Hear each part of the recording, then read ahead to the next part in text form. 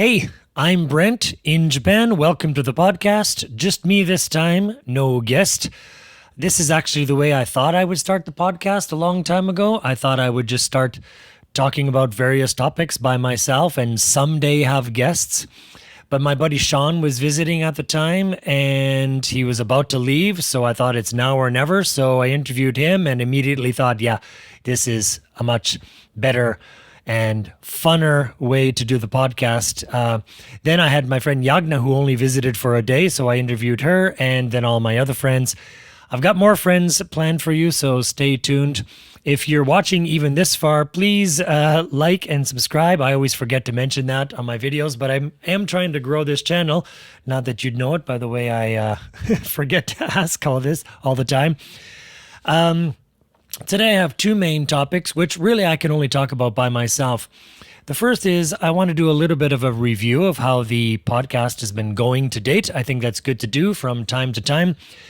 And second, the main topic is I want to talk about my first impressions of when I came to Japan, based on my memories, which are pretty strong, and also diary entries that I have from my first days and weeks and months here, which you're welcome to skip to right now if you like. I like to make it easy not to watch parts of my video as much as possible. So about the podcast, you'll notice I'm using a mic today, which I don't usually do. Well, that's not true. I usually use mics that are out of view of the camera. And the reason for that is, well, there's several reasons. One is I imagined this being a video podcast from the start. So I imagined most people watching this. So what I wanted them to see is just two people talking. I didn't want the stereotypical, podcast mics in front of people's faces. So when you look at the video, you think, oh, this is a podcast. I want it to look just more like a conversation. Two, even though I understand that a lot of people would, maybe gravitate to it more if they thought it was a podcast. But the second reason is much more important. As soon as I put a mic in front of someone's face, they're constantly thinking that they're being recorded. And that can freak people out. So I don't want that. Now, it's not exactly natural having mics over the head, but it's way easier to forget than having a mic in front of you. And three, it's really uncomfortable having to speak into a mic, especially an hour and a half on end.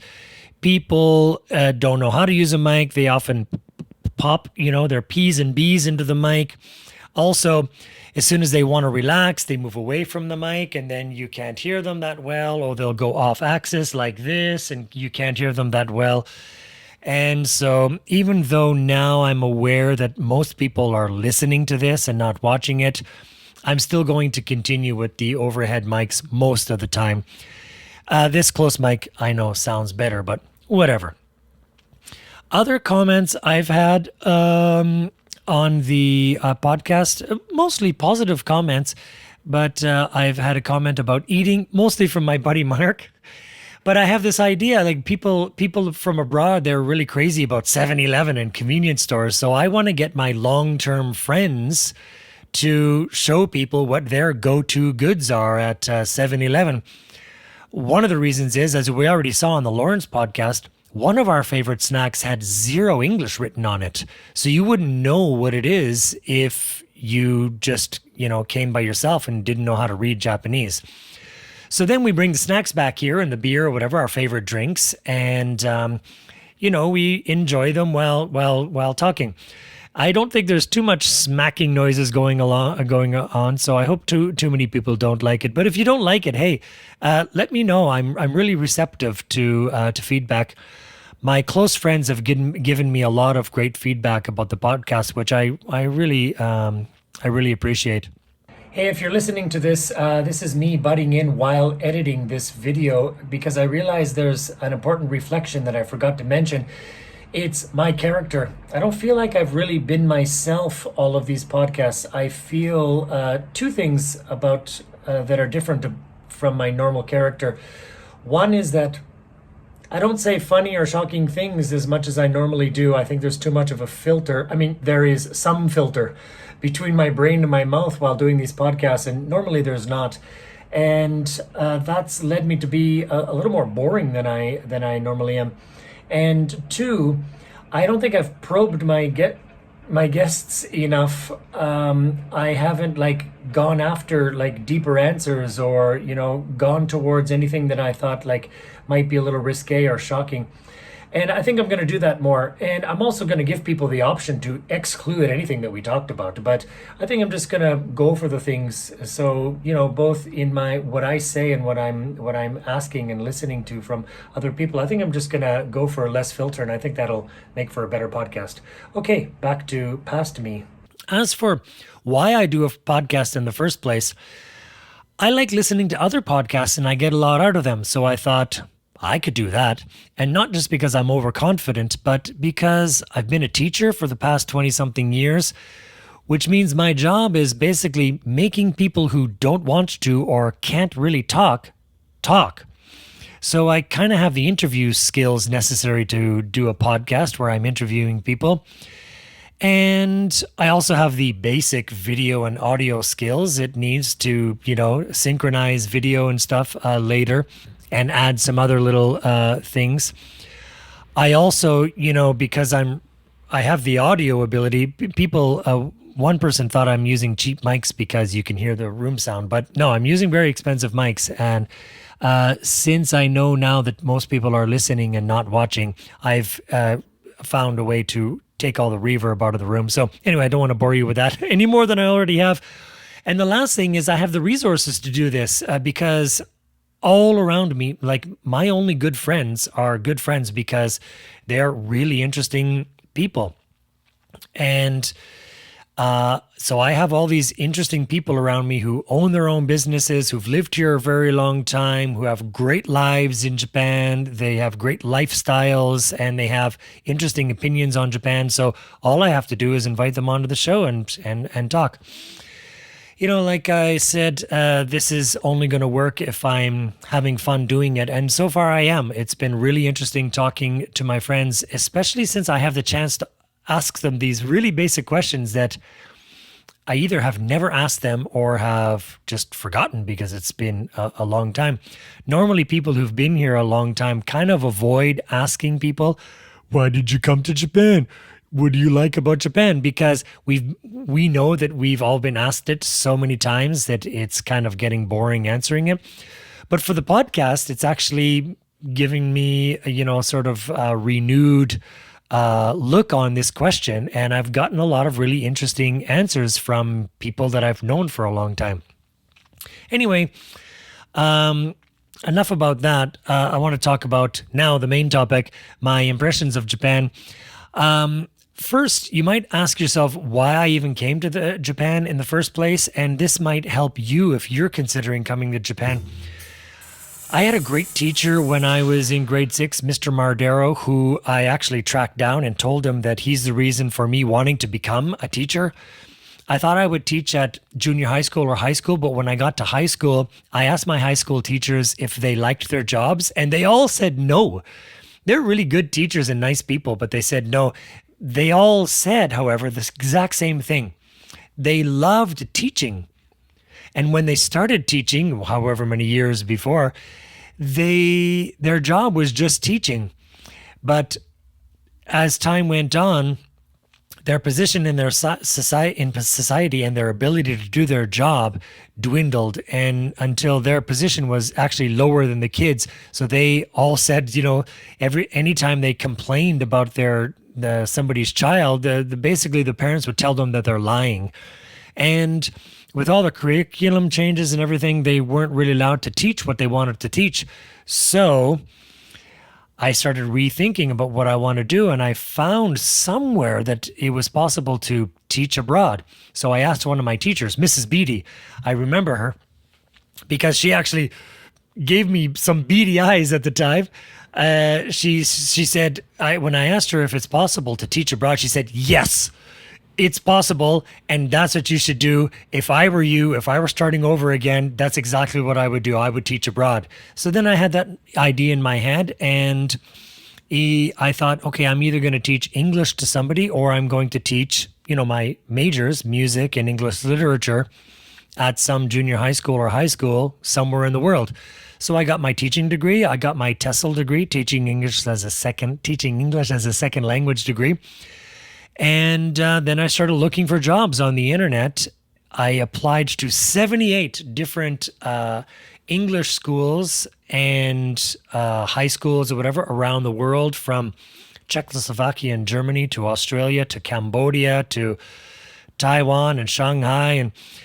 And I was originally planning on going to either Shanghai or Taipei because I was studying Chinese at the time.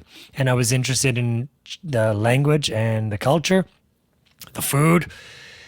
But a company from Korea called me and they seemed a little suspicious, so I didn't accept the job. And then a company from Japan called me, and I really wasn't interested in going to Japan because Japan has a really shitty history.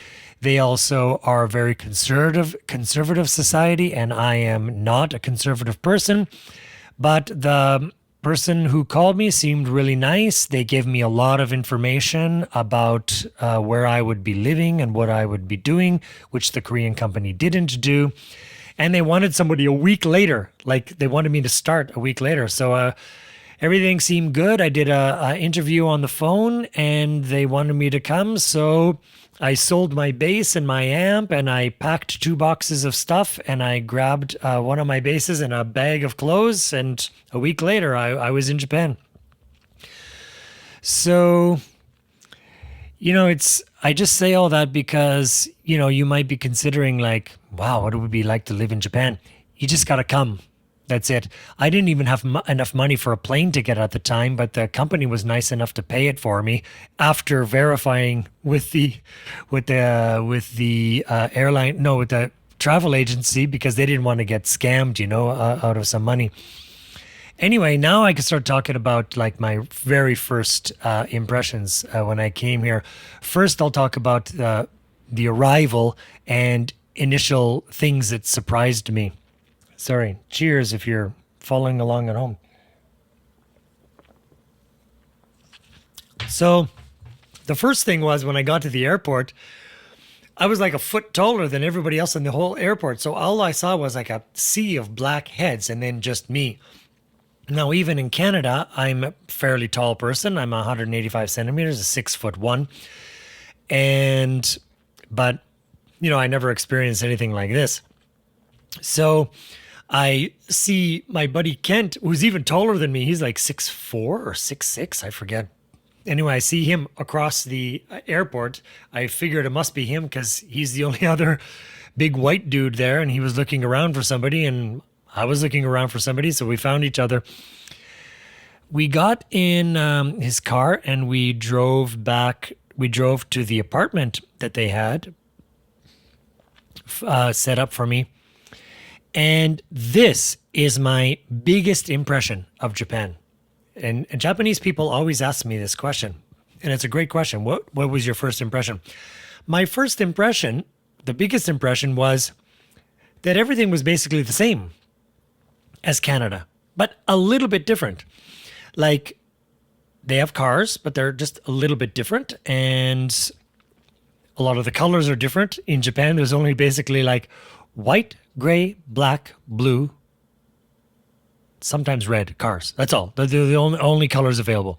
Now there's some different colors, but when I first came here, they're the only colors they had. But they have traffic lights, but they're a little bit different. Of course, we drive on the wrong side of the road for me. But, they have trees, but they're a little bit different. And their buildings are a little bit different. But everything was kind of the same. Of course, there's Japanese writing everywhere.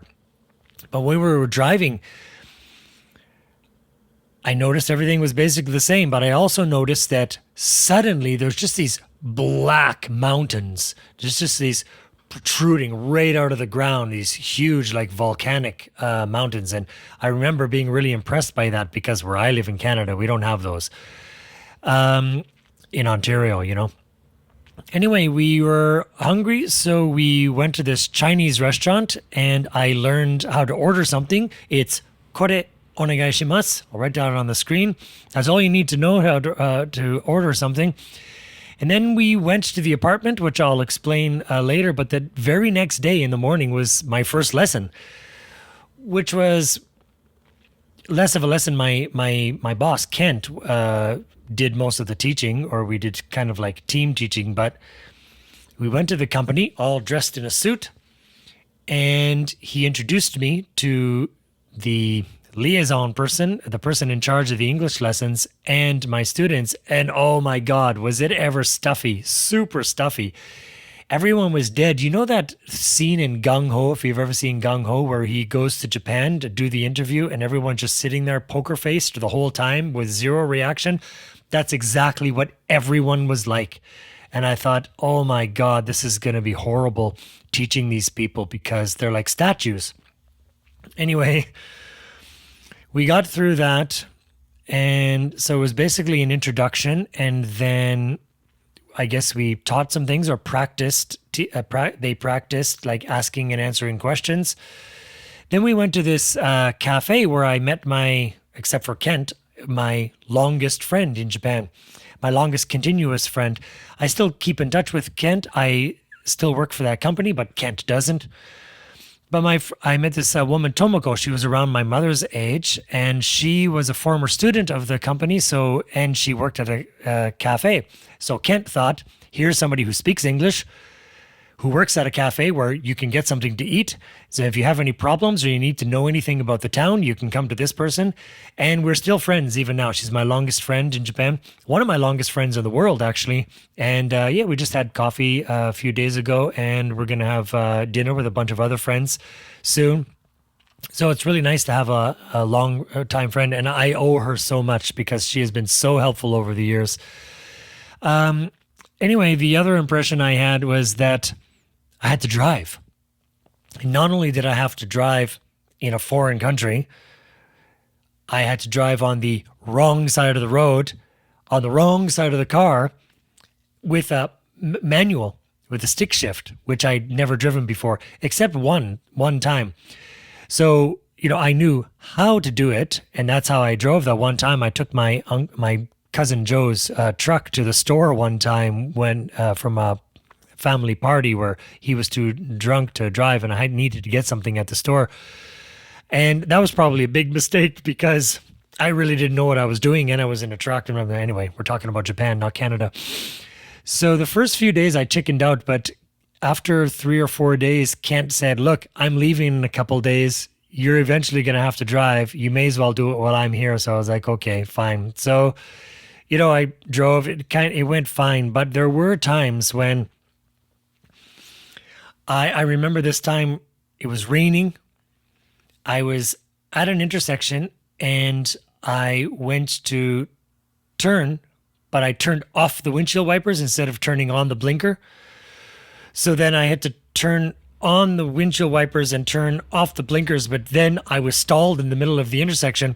And then I had to restart the car while people were waiting for me. And I had to figure out how to do that. Okay, clutch and then, neutral and start the car and then put it in gear and then go. And, it was really panicky. And the other problem I had is I was fine while I was driving in a lane.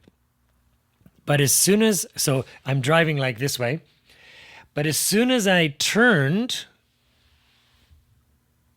I didn't know which lane to go into. I just I'm supposed to be on the right side, the left side. I got confused. So actually one time I went down the wrong side and I had to go over the median strip to get back on the right side. That's right of the road. That's going to be the opposite way. But anyway, another thing that shocked me was that I also went down a one-way street once. So I turned left and just went down. There was two roads, so I thought one was my way and the other one's the other way, but they were both a one-way street. And I went down and two cars were coming at me, flashing their lights and beeping, and I turned into a restaurant. The other thing that really shocked me is that there's no street signs. So how was I supposed to get around? Well, actually, that worked in my favor because there's no street signs and no street names. Now, the official roads and highways do have names, but that's in the town I was in. That was only two.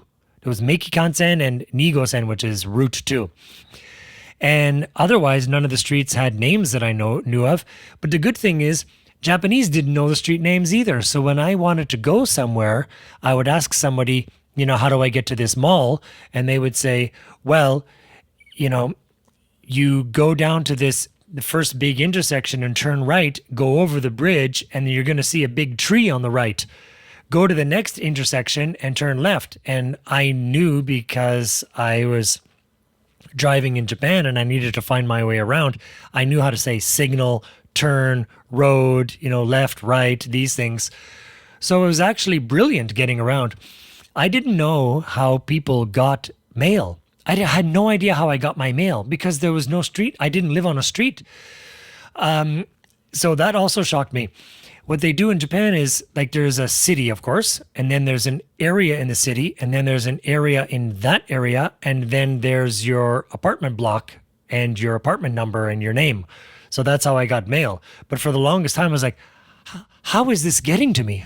How's this mail coming in? And when I write the mail to somebody else, how do they know how to find the person? But anyway, I found that out. So the other thing that kind of shocked me, which was sort of funny, I would look at the sky every night and there were no stars. And during the day it was sunny, but at night there were no stars. So I thought, I guess it's cloudy because I can't see the stars. And sometimes I could see one or two stars. And I thought, oh, there must be a break in the clouds, but I couldn't see where that break is. I thought, well, maybe it's just lightly cloudy and I can only see a couple bright stars. So I asked my friend Tomoko, is it always cloudy at night in Japan? She was like, no, it depends on the night. And I was like, well, but every day here it's clear in the daytime, but at night I can't see any stars. And she laughed. She's like, no, of course you can't see any stars here. This is Japan. It's like there's too much light pollution from the cities, so you can't see any stars. I was like, oh, okay, because in my hometown in Canada, you can see a lot of stars, and if you go camping, you can see the Milky Way. Even in my city, you can see stars at night, and in the summertime, if you look at any area of the sky for 2 minutes, you're going to see a falling star. But in Japan, couldn't see a falling star, could barely see any stars, and then I found out why. Now, if you go to an island or something like Awaji Island, or you go to Okinawa, especially Takitomi Island, you can see a lot of stars. And the reason why I said Takitomi, near Okinawa, near Ishigaki, is because they actually have a rule where I have a blackout rule. I think it's 8 p.m. You have to shut your curtains and shut off all the outside lights. Because they don't want to pollute the sky with light, because they want to be able to enjoy the night sky, which is great, and they don't want to interrupt the environment. So, and then I guess the last thing that really impressed me was how clean everything is. Canada's a clean country, or at least Canada was a clean country. I think it's been getting worse, but Canada's very clean. But in Japan is another level of clean. People come outside their houses and outside shops every morning and pick up little garbage and they hose things down. And so everything's not only clean, not only tidy, it's clean and it's maintained and it's washed. So I noticed that.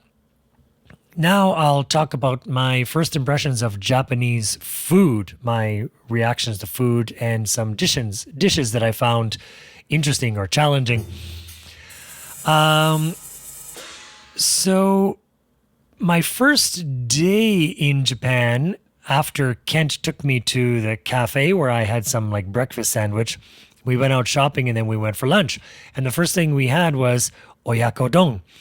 Oyakodon, don means donburi. It's something on rice. It's a rice bowl. And oyakodon is basically a kind of chicken and omelet on rice. And the eggs in the omelet are kind of half cooked. It's like runny eggs omelet. So if you don't like runny eggs, don't order oyakodon. And then I think the next day, Kent introduced me to katsudon. Katsu is katsuretsu, which is cutlet. So it's a pork cutlet on rice with the same kind of like, half-cooked omelet on top. Both of those were great. I like my eggs sunny side up, and so that was absolutely no problem for me. I also like my omelets kind of like little, slightly undercooked. So those were great. If you're okay with like sunny side up eggs, I highly recommend oyakodon katsudon. And another thing about food that I found really interesting and helpful, if you've been to Japan, you know this, or if you've learned anything about Japan, you know that the menus have pictures. Not everything is pictured in the menu, but most menus, especially family restaurants, almost everything is pictured on the menu. So it's really easy because I could use my kore onegaishimasu that I learned my first night from Kent. The problem was these set meals came to me much smaller than I thought they were going to be, because when I looked at the meal, I saw, okay, there's a bowl of rice, so a bowl of rice is this big, and then there's a soup. Well, soup must be at least this big, and then so that piece of salmon must be at least this big, but it was all out of proportion. When it came to me, the soup was those little miso soup bowls that you get, which is not even as big as your fist. The rice bowl, which is not much bigger, and so the piece of salmon I got was more like this. And after I ate it, I was still hungry. I needed two of them to even come close to, making me full, or even hara hachibunme, like 80% full, as the Japanese say, which is a good goal to have, by the way. Eat until you're 80% full. But what happened was I got used to Japanese portion sizes. So now I came to Japan and I think I weighed 80 or 82 kilograms, which is, I don't know how many pounds, 175 pounds maybe. Now I weigh 82 kilograms and I have more muscle than I did when I first came here. So probably less fat than when I came. I think I was skinny fat when I came here. And now I got a little bit of fat on me on here. But I'm still in the same shape because I don't overeat that much. I pig out sometimes, but after a few years, I went back to see my family and they'd all gained weight, and they don't necessarily eat, or didn't necessarily eat, bad food, especially my mother, but they just eat too much. So it looked like, I put glasses on that made people just look like, 5% fatter. So every time I met my family in the past, 25 years, every time I met them, they just kind of look a little bit fatter. But I've stayed the same weight. And it's largely because, it's the quality of food too, and the lack of like junk food here. Not just the lack of junk food portions here. But yeah, we just don't eat that much. Another really great experience I had is one of Tomoko's friends, Yachio, she invited me to her restaurant. And there were a whole bunch of great things there, interesting things. One of them was octopus, which I had absolutely no problem eating. But another thing was this clear soup with this thing in it, just like round thing about this big. And I said, "What is that?" And she said, "Oh, that's eel liver." I was like, "Oh, okay, eel liver soup. All right. Ha. I said, "So am I supposed to eat the liver?" And she said, "Yeah, you can eat it." I was like, "Okay, there's the first challenge." It's the first thing that I balked at. But the soup was really good. Actually, the soup was one of the best things I had in the meal, and that was in my diary. And I ate the liver too, and the liver was great. So yeah, that was great. Another time, another friend of Tomoko, Shuji. I haven't talked to him in a long time. Anyway, Shuji. I think his name is Shuji. He took me out to this restaurant, an izakaya. Izakaya is a Japanese dining bar or a pub. and ordered a whole bunch of things. And one of the things he ordered was whale. Because I was like, what's this? He's, oh, that's whale. And I was like, like, why did you order that? Like, you shouldn't be eating whale. Japanese shouldn't be hunting whale. I'm totally against this. But I thought, okay, well, it's already dead and it's on my plate. The least I could do is honor it by, eating it. So I tried it and it was actually very interesting. It's kind of like tuna, slightly like beef. It's kind of like 80% tuna, 20% beef. And this whale had kind of the texture of face cloth. It was kind of rough and it was a little bit chewy.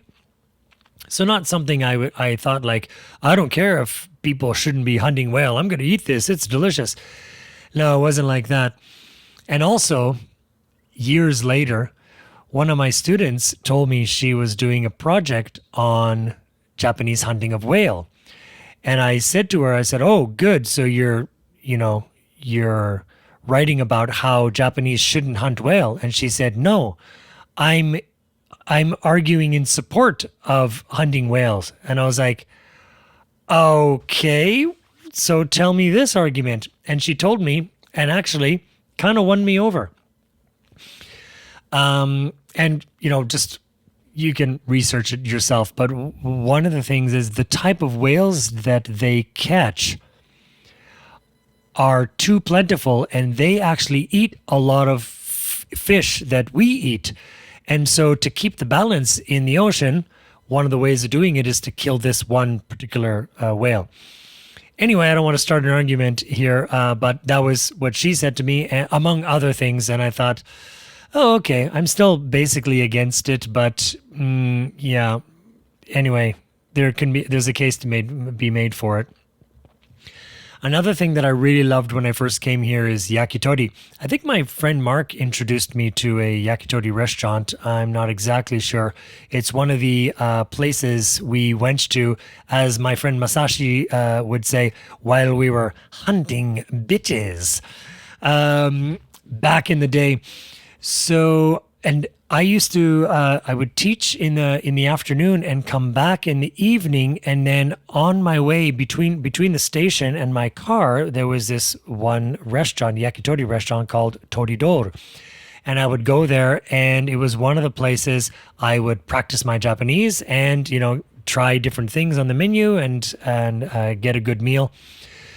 So basically, food in Japan, I thought, was just brilliant from the beginning. I like sashimi. I love sushi. I love yakitori. I love katsudon. I love almost everything. The only thing I'm not crazy about is the really fishy stuff. Like the more oily sashimi, I'm not really crazy about. I'm okay eating fugu, the puffer fish. And it's just fish eggs. Ikura, salmon eggs, I'm okay eating. They're kind of big and they're not that fishy. Caviar I love, but all other kinds of fish eggs. Mentaiko is a kind of spicy cod roe, I think. And kazunoko, which is, I think is also cod roe. Yeah, not too crazy about them because it's basically for me like eating crunchy kind of fish tasting styrofoam, this kazunoko. Yeah, I don't really like it very much. Other than that, Japanese food is brilliant. Now I'll talk about my encounters with Japanese etiquette, including bowing, gift giving, and shoe removal. So my first day, as I already mentioned, was super formal, and I had to really get used to that because we try to be as casual as possible when we meet somebody because that makes us at ease. It makes us feel comfortable.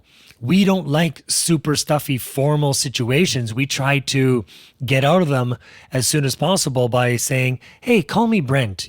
Don't call me Mr. Byrne, or hey, Tom, so, tell me what you do in your free time. We try to casual things up as much as possible, but Japanese do not do that. And in fact, Japanese are the opposite. They feel uncomfortable if you try to get too casual, especially too quickly. And too quickly for Japanese is month months into knowing them. Anyway, about this taking your shoes off thing, I always thought this was funny when I came to Japan because people would say, in Japan, you have to take off your shoes when you enter somebody's house. And there were restaurants, we went to, and, they said, okay, going back to the house. But I said, like, yeah, Canadians do that too. They were like, really? It's like, yeah, you try going into my house with your shoes on and see how far you get before my mom screams at you.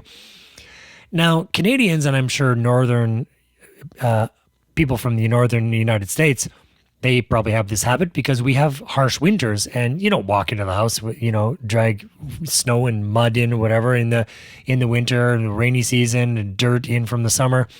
Now, I understand people in the southern United States do go in the house with their shoes on, and many Europeans do too, especially Germans. I think Germans like to sort of make no difference between the outside and the inside.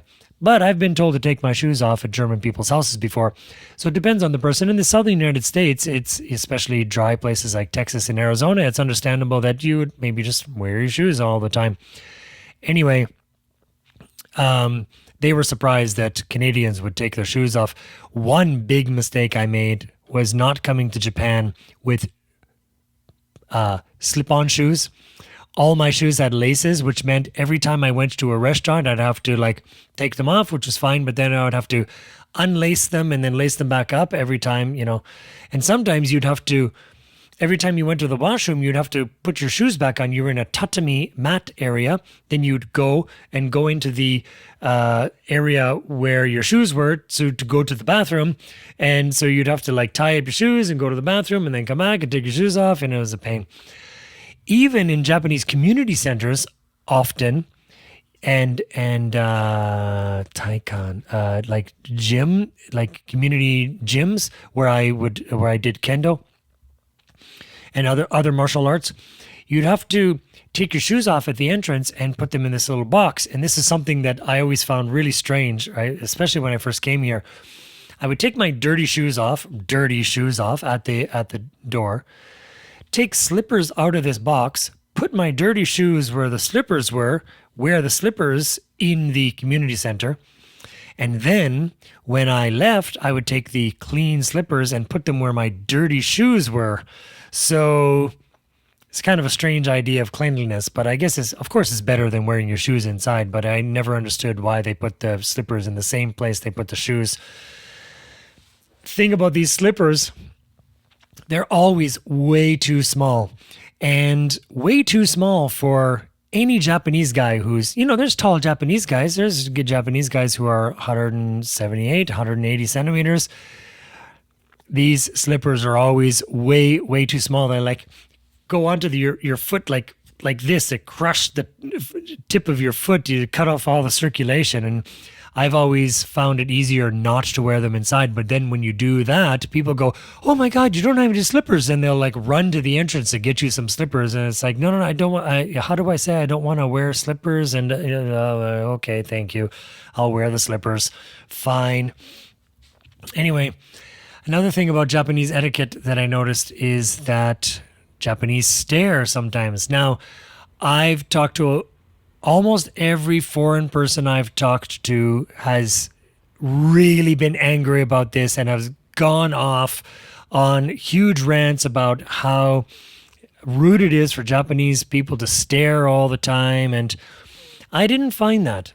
And I think one of the reasons is I went around Japan thinking, yeah, I'm an anomaly. I'm different than everybody else and whatever. And so I just went around about my business. I just rode trains and, read books or whatever. And that was that.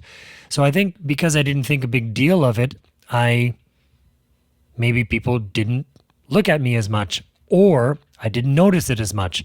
I think these people who are constantly crazed that all these Japanese people are staring at them, of course, are going around riding trains thinking, okay, who's staring at me now? And they're just constantly noticing people stare at them.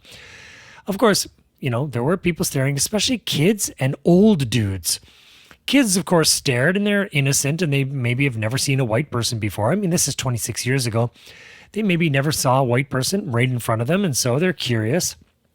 Especially me, when I came here, I had really long hair, like down to my rib cage. And so this guy with really long hair is a weirdo, and so they're staring at me, and so I didn't really care. But old guys, old Japanese guys who should know better, they were just staring at me in the train, just nonstop. And I learned how to say, like, excuse me, please stop staring, or excuse me, like, can I help you? Or hi, what's your name? Or, but sometimes they just continue staring, never engaged in conversation and never looked away. I would say, like, excuse me, it's really rude to stare at people. And they just wouldn't, they would just keep staring. So yeah, that was kind of off-putting. And then about the bowing, this is another, I learned about etiquette from a book. I just got a book on Japanese etiquette, and I recommend the same. Well, these days you just look it up on YouTube or the internet. Just look it up and find about etiquette, especially about tourists. Hey, maybe I'll make a video sometime about Japanese etiquette. I think there's enough material out there already. Anyway, I learned about etiquette by reading books. But there's a lot of things that I saw that weren't in the books. For example, I saw people bowing, but I didn't know exactly how low to bow. So I asked my friend Tomoko, hey, how low do I bow? And then she told me, like younger people, you don't even have to bow, or you just like nod your head, or people that you're the same age as you just do the little head nod bow. But, people in higher status, whatever, I'm not going to go through the whole thing, but that was really great information. And also I asked her, these people at this company that I was working at, because I taught business English when I first came here, they were kind of doing this sort of like they would put their head down and put their hand up like this. Is going to look kind of strange. I was like, what is up with that? It reminded me of the Hitler, kind of like, the lazy Heil Hitler, because these guys weren't really bowing and they weren't stopping to bow, and they were putting their hand up. It was like, oh, they're kind of like saying like, excuse me, or like, shitsure shimasu, like I'm being rude. And I guess maybe they're cutting the tension or cutting through the air, like, excuse me, I'm cutting through here, I'm being rude. So maybe that's what it was. But anyway, that's great information to get from your Japanese friends about this. And I do that now. Mostly old guys do that, but whenever I leave, for me it's just kind of like I'm waving and bowing at the same time. So I just kind of put up my hand to wave and just sort of give a little bow, like while I'm in the taxi leaving the company, waving to the gate guys. Another thing about chopsticks use, Japanese, a long time ago especially, were always totally amazed that you could use chopsticks. And my chopstick skills when I came to Japan were excellent. I learned from a young age at this Chinese restaurant in my hometown how to use chopsticks. And there was a little picture on the chopsticks cover about how your hand should be. And I made my hand to look exactly like that. And the Chinese waitresses okayed it. And I was like, okay, great. I had great chopstick skills. Even still, one time, this is like a little bit of a culture shock that I had. I was eating at Yoshinoya, this beef bowl place. And I'm eating with chopsticks, totally fine. And this girl comes up to me with a baby spoon and says something in Japanese that I didn't understand because I didn't speak that much Japanese at the time, but basically offering me this little baby spoon. And I thought it was so effing insulting, because not only was I eating totally fine with my chopsticks, and you're thinking, or maybe you weren't, Brent. No, I was. But, she came up to me, and not with a spoon or a fork or whatever, but with a baby spoon. It's like, here, you little baby, you don't know how to eat rice, And I told this to my buddy Mark, and he was like, no, you're blowing this all out of proportion. He's like, she was just trying to be helpful to you. She wasn't trying to insult you. Japanese people are not like that. So I was like, okay, calm down.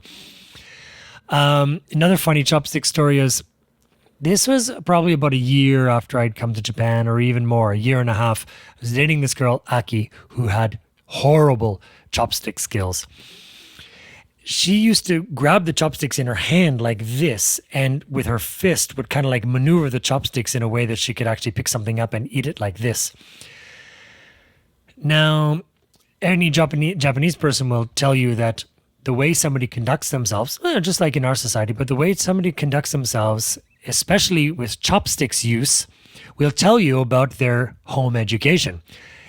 This Aki obviously had very little or none. And anyway, I asked the waitress for a fork. So she brought it back to me and I said, no, it's not for me, it's for her. Which was an asshole thing to do. But hey, I never said I'm not an asshole. And she was like, what? And I was like, Aki, use the fork. It's like, I'll teach you how to use chopsticks later, but right now you're embarrassing yourself and kind of embarrassing me. So, just use a fork. Which made the rest of the meal great. She had a better time using the fork, and I had a better time being with her while using the fork. More stories about Aki in the future. A couple great stories about Aki in the future. But for now, I'm going to move on to navigating the language barrier, like how I managed to communicate when I came here knowing zero language. Well, first time I learned Japanese. Like I said, I was studying Chinese before I came to Japan. And then I went to a bookstore, bought this book called Teach Yourself Japanese. This Teach Yourself series is a really great series. That's how I learned a little bit of Chinese. I cracked this book open in the plane. So, okay, I'm going to study before I hit the ground. First word, konnichiwa. Okay, great. Got that already. We all know konnichiwa. Okay, off to a good start. Second, ohayou gozaimasu. What is that? Good morning. Holy shit. This is going to be impossible. Ohayou gozaimasu. Okay. What about the next one? Then it said, Dozo yoroshiku onegai shimasu. What is that? Nice to meet you. Forget it. I just closed the book. I was like, I'm not doing this. That's insane. Of course, later when I heard people around me saying it, they weren't saying Dozo yoroshiku onegai shimasu. They were saying Dozo yoroshiku onegai shimasu. And I was like, oh, well, that's easy. Dozo yoroshiku onegai shimasu. Just fake it until you make it, right? So I used that book, and while I was in Japan, I found this other book called Japanese for Busy People, which the Japanese title of which is Minna no Nihongo, which means everybody's Japanese. Those are the books that everybody uses to teach Japanese. I'm sure they use that book abroad to teach Japanese, and in any Japanese school in Japan, they're going to use that book. Anyway, I would go teach my morning class at the company, and then go to my friend Tomoko's cafe, chat with her, have a coffee and breakfast, and study for a couple hours almost every day. So what I would do is study by myself, go to a cafe or bar, especially one with a counter, because they can't run away from you, and I would practice with them. So I'd go to this bar, and one was this bar called, I forget the name, and I would chat with the staff, and every time I went, the conversation would get a little bit longer, because the first time was like, what's your name? Where are you from? What are your hobbies? Then they would ask me something else, and I would have no idea what they said. I would check the dictionary, but the conversation would end. Then, after another week of studying, I would go back, and, in the meantime, I was going to cafes where I could chat up the waitresses a little bit, especially ones that I was hoping to date at some point, of course, which was impossible at the time because I spoke zero Japanese. And I would go to, just go to places where I could practice with people. So study with myself, practice at bars and friends. And every time I went, the conversation got longer. Then it was like, why did you come to Japan? I came to Japan because blah, blah, blah, blah, and then talking about family and stuff like that. So, and that's how you learn any language, really. Study by yourself, practice with other people. I made friends who wanted to learn English, which was great because they could practice their English with me. I could practice my Japanese with them. But I met this one girl who I was possibly interested in dating. She was cute. Well, we went out for dinner one time, and during dinner, I was saying something in Japanese, and she actually went like this. She put her hand out. She said, she said, "No, speak English," like that. And I was like, just shocked that she would do that. It was so rude. And I was like, "No, you don't tell me what language I speak. I control my mouth. I want to practice Japanese, so I'll speak Japanese. If you want to practice English, you speak English." But yeah, that was crazy. Anyway, never saw her after that because I don't know. It was enough for us to mutually use each other for language learning, but not enough to be used for language learning. Yeah. So anyway, Japanese actually is pretty easy language to learn. You have to learn a lot of vocabulary, but 10% of Japanese is borrowed words from English. So you have to learn, for example, mic, grass. Once you learn their pronunciation, you can try a whole bunch of things. Remote control. And you are bing, bing, bing, correct. Yes, that's how you say remote control. Of course, they shorten it to Nimokon. But, so many things you can just try saying in their language, and 10% of the time you're going to be right. Whiskey, biru, aircon, light, jump, all these words. Now you're thinking, yeah, but there's a grammar and everything. Good news. 2 present tense, 2 past tense, that's it. Anything can become a subject. Adjectives can be in past tense. It's just like really easy language. I almost call it a baby language because it really is so easy. The thing I had a difficult time with when I came was Kansai language because I was studying out of a textbook, but the people around me weren't speaking textbook English. They were speaking the Kansai dialect. And I thought, well, if I want to have close friends, I have to speak the language that they're speaking. And so I actually bought a book, How to Speak Kansai how to speak Kansai dialect. And I learned phrases from there and tried them out on people who said like, "Oh, wow, that's really cool. You speak Kansai dialect." And some of the phrases were like, "No, we don't say that." Or only, 82-year-old, Osakan men say that. So, process of elimination. Another thing I did when I came was I learned all the katakana and hiragana. Hiragana are basically used for Japanese, let's just say. And katakana are used for foreign words. So here's a great tip. Before you come to Japan, learn some katakana. Because if you know katakana, you can read menus. Most of the things you're going to find on a menu are borrowed words like potato and meat and pork, chicken, and all these things. So you can read a lot of menus, especially drink menus, just by learning katakana. The way I learned it was I practiced writing it. So I would look, these days you can look on YouTube to see exactly how to write the stroke. And while saying it, I just wrote it 100 times. So I would write the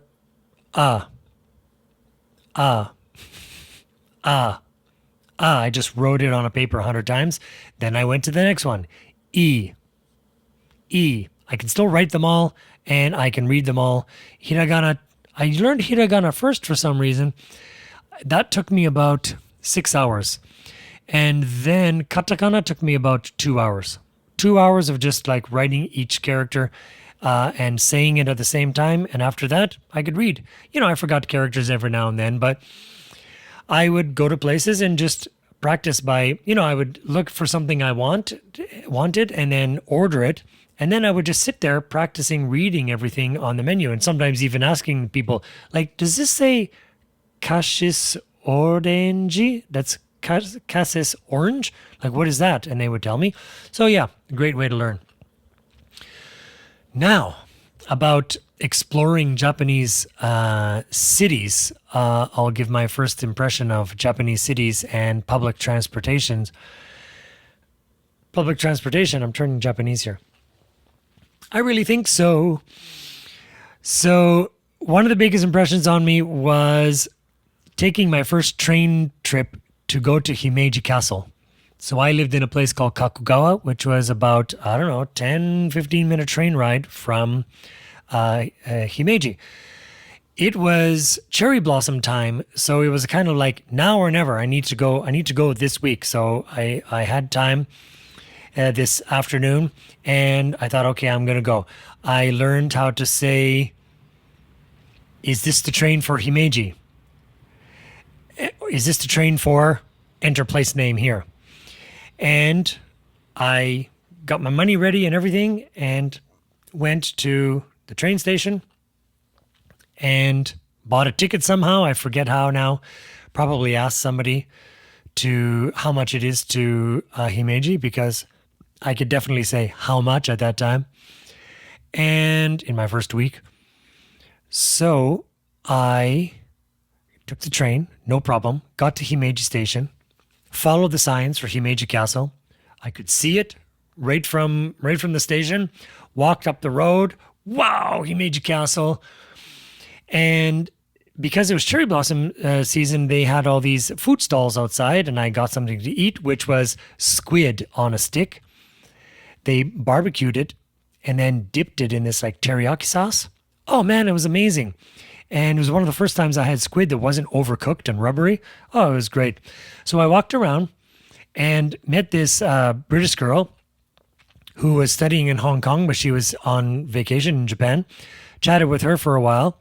Then went around the park where Japanese people were sitting on their blue sheets and drinking and eating and everything. And I just walked by and I was kind of like looking at what they were eating and drinking. And when I did that, they started talking to me. And they started talking to me in this broken English. And I spoke to them in my broken Japanese. And they offered me a drink, a beer. So I had a beer, and they asked me if I wanted something that they were eating. And they said, yakitori, a Japanese chicken. And they gave me stuff. And I was like, wow, this is great. And I kept walking around. And as I walked around, different people would just, because they were drinking, they weren't their normal shy selves. They were drinking and partying. And so when I walked around, it was kind of like, then I was emboldened. So the next group I met, I just thought like, what is that? And they said, oh, that is whatever. And I said, do you want some? And they offered it to me. And so that was great. And then I heard some German near me. At that time I could speak really good German. Now my German is wish-washy, but just because I was there alone, I thought, I have to chat up this family, this German family, and I talked with them. And so saw the castle from the outside. I didn't go inside, and all the beautiful cherry blossoms, and had some good food and talked to Japanese people. Total success. Screwed up on my way home though, because I went to the station. I actually went to the wrong station. I went to the JR station. I realized, oh no, that's not the one I take home. I take the Sanyo station. So I bought a ticket for nothing, and then luckily I realized in time.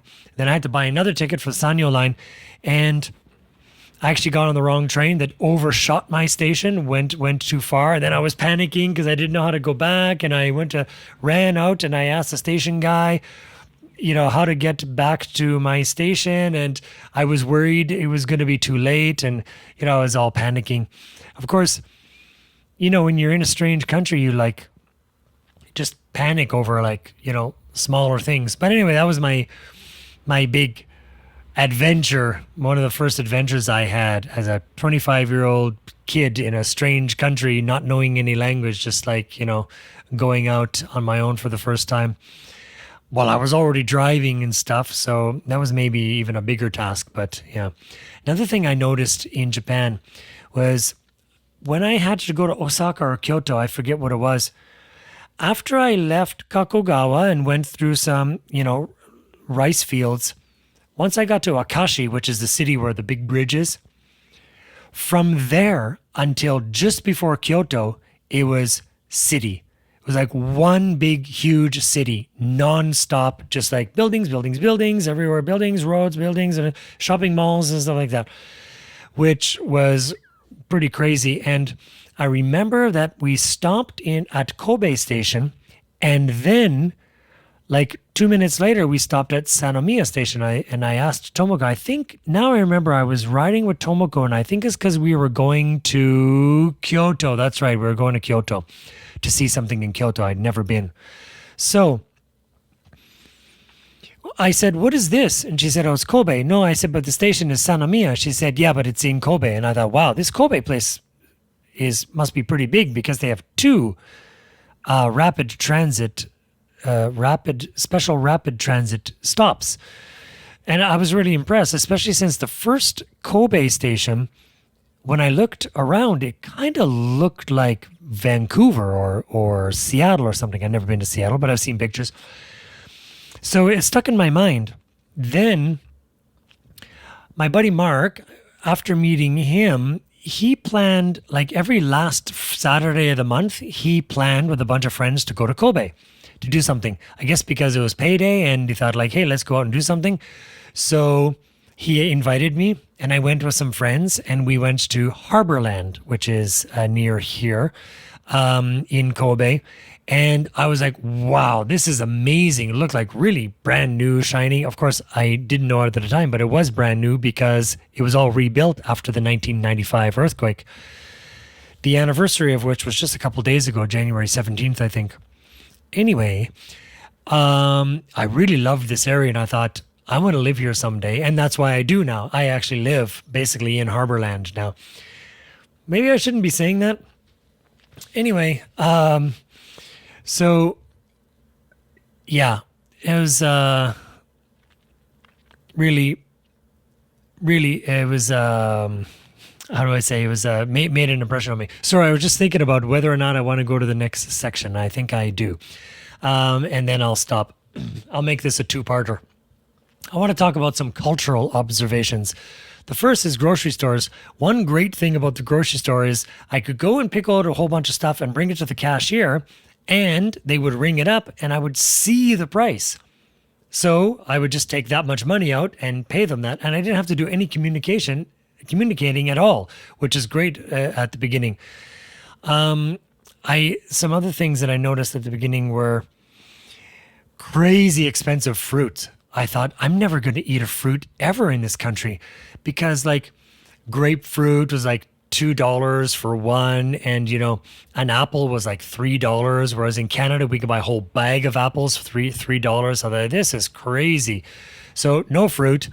I bought fish, rice, some, chicken, pork, beef, things like that, and cereal, things that like look, I guess this looks like kind of granola. So I tried that. This sort of looks like milk, I guess. I didn't know how to read the kanji for milk, the Chinese character for milk. So, but another thing I noticed is one time I went to the supermarket in the evening and they were playing Auld Lang Syne. Da, da, da, da, da, da, da, da. And I thought, what is going on? It's April, like 5th, So, yeah, I had no idea, but I know now that shops play that at the end of the day. Basically, they're saying goodbye. I guess that something's finishing. I guess they think year end is the end of something, so they use it for the day end. So yeah, it's very strange. Even to this day, when I hear it, I'm like, wow, Japan. Another thing that really pleasantly surprised me was anytime I ask for something, nani nani wa doko desu ka, like toilet paper wa doko desu ka, or shiriaru wa doko desu ka. So again, toilet paper, cereal, if you just learn how to pronounce it the way they pronounce it, you just guess the English, word and try it out and they usually understand. So when I ask them, like, where's the cereal? In my country, they say, oh, that's aisle 7, But in Japan, they would always take you there. So I would say, like, where's the cereal? And they would just start walking somewhere. And I'm like, okay, so I guess I follow them. But I didn't want them to. I thought, like, I'm putting them out. Like, they would always bring me to the place and say, here's the cereal. And I was like, no, you can just tell me. Like, I didn't know how to say that. But even later, when I would ask people for things, I was like, excuse me, where's the cereal? And it's like, no, you don't have to bring me there. It's okay. All right, okay. So, it's and I could say it in Japanese. It's like, yeah, ikinaku desu naga, you dakete. Okay, fine. So even now, it's just, a great thing about Japan. They'll just bring you right there. And this happens on the streets too. Whenever I would ask somebody, excuse me, can you, where's the station, whatever, they would walk me to the station. It was just incredible. the level of, what do you call that? Like the level of when you treat hospitality, the level of hospitality is just insane. One thing I found though from foreigners that I talked to who lived in Japan is they warned me, man, no matter how good your Japanese gets or no matter how much you understand their culture, you're never going to be thought of as Japanese. And for me, it was like odd hearing that because it never once occurred to me that I would be thought of as Japanese. I'm obviously not. Just look at me. Look at my face. And so I thought, like, why did these people even think that they could become part of Japanese society? I guess maybe they just wanted to be accepted more and not be constantly thought as an outsider, but I don't know. And after living for a while, 6 months, 1 year, I thought there are so many benefits bestowed upon us just because we're foreigners, because of this amazing hospitality, that I wouldn't want to become part of Japan. I like the benefits I get as an outsider. So, yeah, don't come to Japan thinking you're going to be, you know, you'll be accepted as a friend or whatever, but you're not going to be you're not going to become Japanese, and you don't want to. There's a lot of, crappy stuff in Japan that you just don't want to be a part of. A lot of it I talked about with, Chris and Masashi about, working in Japan. You don't want any part of that. Another cultural thing, me being the feminist that I was when I came here, and still all for, equality. But when I came here, I talked to Yachio, Tomoko's friend, and she was a housewife. And I said, why don't you, I asked her if she worked. She said, no. I said, why don't you work? She said, well, I don't want to work. And I said, well, why don't you want to work? She said, well, because I'm taking care of my family. I said, yeah, but you have like no independence. You should exercise your independence and, make your own money and do something that interests you. Like you should get a job. She's like, well, I don't want a job. She's like, I don't want to go to an office like 40 hours a week, spend in an office. She said, I wake up, I make breakfast for my family, I make their lunches, I send them off, I clean the house. I go out, I meet my friends, I have lunch or coffee or something like that with them. I do the shopping, I come back home, cook dinner, I help my kids with their homework, I send them to bed. That's a great life. I don't want to work. I want to help my family. And I thought, yeah, okay, I don't want to work 40 hours in an office either. So I totally get her point. And what am I going to say? No, you shouldn't be helping your family. No, you shouldn't be making lunches. You should be like working instead. It's like, no, she's got the right idea.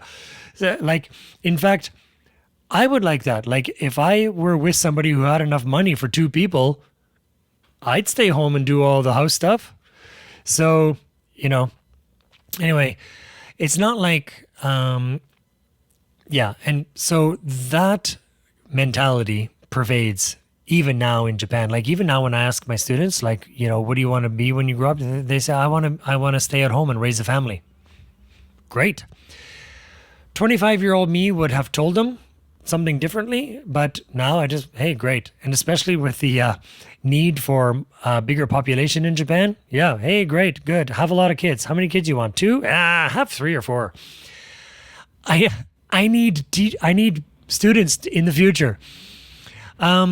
Women serving was still really something I had to get used to because they left no room for chivalry in Japan. Anytime I was at a restaurant and they brought something that like needed to be poured, like a big bowl that needed to be poured into a small bowl, or practices that is common in Japan where you order one kind of big bottle of beer and you get 2 glasses, they would always give it to the woman to start pouring.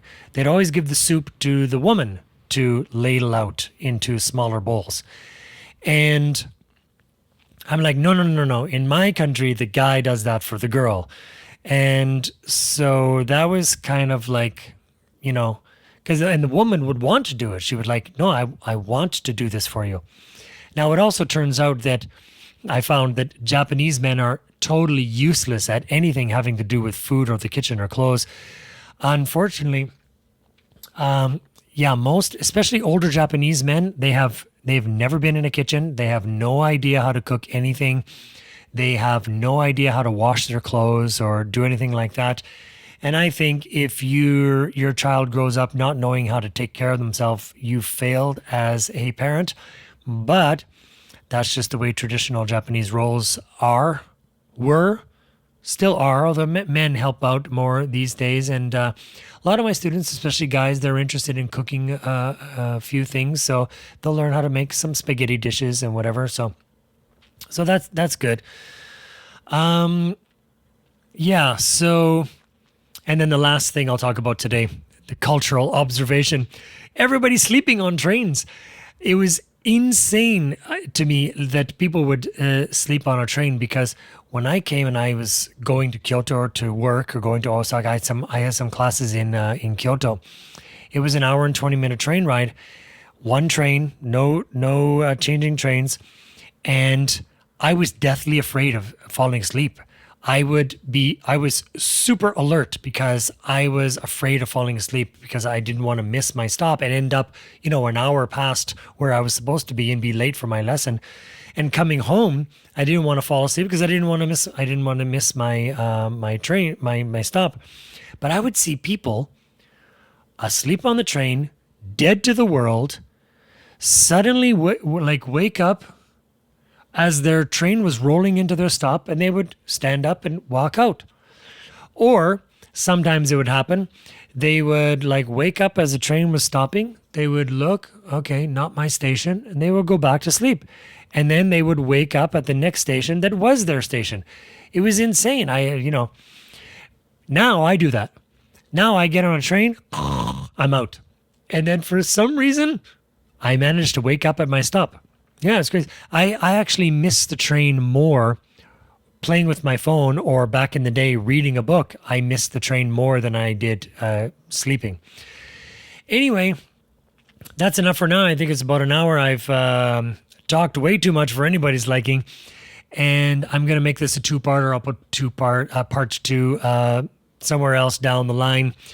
Thanks for listening. Again, please subscribe and to my channel. I'm trying to grow it, and I don't post that often, so I'm not going to bombard your YouTube feed with a whole bunch of videos you don't want to see.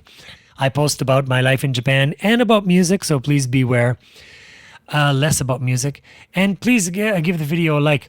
So thanks, and if you want me to talk about anything in Japan, let me know in the comments. I read all the comments, and if you have any comments about how things are going, things that I can do to improve, to add to the podcast or subtract from the podcast, please let me know.